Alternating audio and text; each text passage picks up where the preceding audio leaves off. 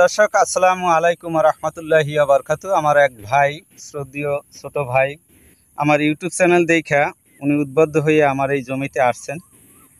তো এই ভাইয়ের পরিচয় নেব এবং নামটা জানব এবং আপনাদের সম্পূর্ণ ডিটেলসটা আমি বিষয়টা আপনাদের সামনে তুলে ধরব।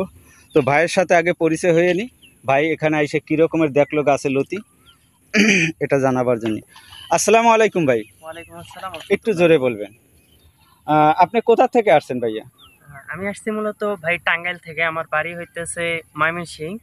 তো আমি টাঙ্গাইল মূলত এখানে কৃষি সম্পর্কে আর কি, বা কৃষি আবাদ যেটাকে বলে, এটা করার জন্য ওইখানে গেছি। ওইখানে মূলত আমার জমি লিজ নেওয়া আছে। জি আলহামদুলিল্লাহ। শশা করছি তো দেখা যায় শশায় তেমন একটা প্রফিট পাই নাই, মানে ছোট একটা ভুলের কারণে। তো পরবর্তীতে ইউটিউবে দেখলাম যে কি করা যায় যেটা পানিতেও নষ্ট হয় না, বা শুকনো থাকলেও তেমন সমস্যা হবো না, হালকা শুকনো থাকলেও করা দেব। পরবর্তীতে এক পর্যায়ে মিরাজ ভাইয়ের ভিডিও চলে আসলো ইউটিউবে সামনে, দেখলাম যে লতি কচু চাষ এটা মানে খুবই একটা লাভজনক ব্যবসা এবং লস নাই বললে লস নাই কচুতে, কারণ এটা আমরা সবাই জানি, কারণ এটা পানির জিনিস। এই যে দেখেন কতটুকু পানির ভিতরে আমি গাইরে গেছে, এত পানি, তারপরেও অথচ গাছের কোনো সমস্যা আছে না? গাছগুলো একটু সার দেয় না। প্রিয় দর্শক, আমি সবচাইতে একটা দুঃখের বিষয় হলো কি, আমি এই জমিটার বয়স 3 মাস প্লাস, কিন্তু আমি সার দিছি একবার। আমি মুসলমান, আমি একবার সার দিছি এই জমিতে, আর এখন পর্যন্ত কোনো সার দিইনি, কারণ মাটির প্রচুর উর্বর ক্ষমতা। আর আপনার লতাগুলো দেখে কেমন লাগলো ভাইয়া?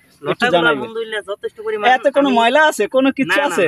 একবারে তেলের মতো দেখা যায়, মানে এরকম পরিষ্কার লতা আমি দেখি নাই। অন্যান্য ভিডিও দেখছি, কিন্তু আসলে এরকম ভাবে আমি দেখি নাই যে এত পরিষ্কার লতা হয়। কারণ আচ্ছা, মনে করেন যে আমরা তো এই গাছটায় একটা লতা বড় দেখা যায়, কাণ্ডের মধ্যে ধরছে। তো প্রিয় দর্শক, ওই পাশের গাছটায় লতা আছে। তা আমি যেটা বলি ভাইজান, আমি এই জমিটা দেওয়া 2 দিন আগে লতি ভাঙ্গা হয়েছে। আর এই বাড়ি লতি গাছটা দূরত্ব লম্বা হয়ে যায়। এটা বিকালে এক জায়গায় ছিঁড়ে দিবেন, হ্যাঁ, পরের দিন যায় দেখবেন যখন একাত হয়ে গেছে।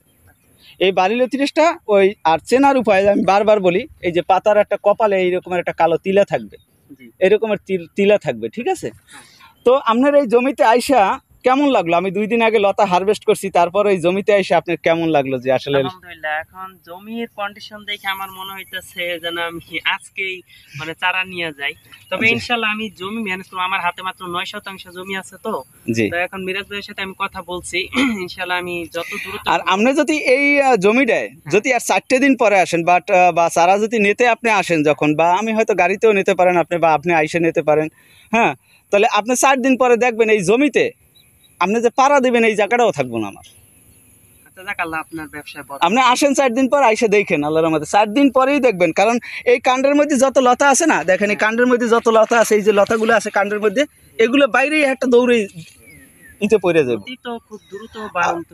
হ্যাঁ, এটা খুব বাড়ন্তশীল। কারণ কি, এটা কেন বলি ভাই, আমি সত্য কথা যেটা, এখানে 8 বিঘা জমির ভিতরে আপনি ওই পাশে আরও জমি আছে, ঠিক আছে, হয়তো ওগুলো বয়স বেশি হয়ে গেছে প্রজেক্ট, কারণ ওগুলো এখন চাষ দিয়ে আবার রোপণ করা লাগবে। ওখানে অনেক জাত রোপণ করা আছে। কিন্তু আমি একজন কৃষক, আমি এই বাড়ি লতি গাছটা চাষ করি। কারণ কি, এটা কাণ্ডের মধ্যে দিয়ে লতা বাইরে, লতা খাটো হয় না, কোনো ওই পাতা হয়ে যায়, অনেকে এক বিলাস্ত হয়ে পাতা হয়ে যায়, এরকমের কোনো ঝামেলা আমার এই জাতে নাই, কথা বুঝছেন? আর এটা কাণ্ডের থেকে লতি বেড়ে, লতি বাঁচতে কোনো মানুষজন লাগে না। ওই ছোটকালে তুলেই বাঁধে হালাইব, তুলেই বাঁধে হালাইব। মানে আমি ভিডিওতে অনেক বলি, এখন আমার এই কথার সাথে কতটুকু কাজের মিল পাইছেন এই জমিতে আইসা আপনি? আলহামদুলিল্লাহ, মানে শতভাগ মিল আছে আর কি। ইনশাআল্লাহ আমার জন্য একটু দোয়া করবেন, কারণ আপনি আসবেন, এটা যদি বুঝতাম তাহলে আমি লতি কাটতাম না, তাহলে একটা ভিডিও বানাইতাম, দেখলেন যে এই জমির মধ্যে যে পাড়া দিবেন। কারণ আমি 2 দিন হয়েছে লতা কাটছি, তারপরে গাছের মধ্যে লতা।